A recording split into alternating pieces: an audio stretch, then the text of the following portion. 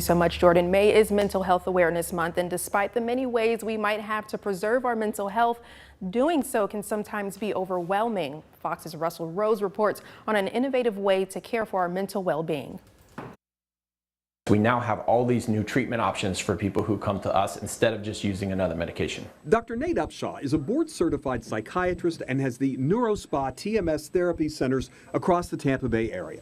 TMS, that stands for transcranial magnetic stimulation. This is the magnet, and what happens is electricity runs through this magnet and it generates a magnetic field that's cone-shaped. And so we're actually able to stimulate a part of the brain with a magnetic field.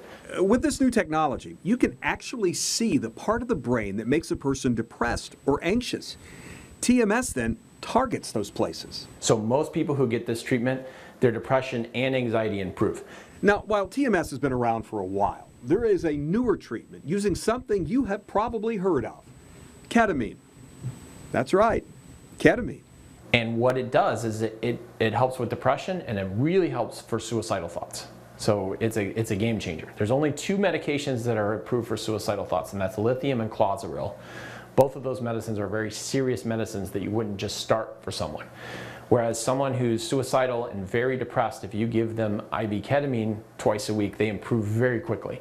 Dr. Upshaw treats patients with ketamine in 2 different ways: by IV or by a nose spray. It's called Spravato.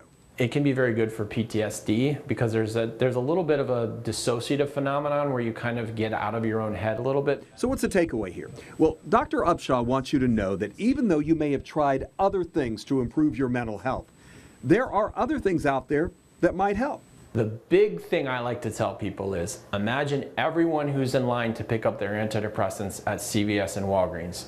If you're not 100% happy with that medicine, or you're having a side effect of it, you have to know that there are other treatments available that are mainstream, FDA cleared, and covered by insurance.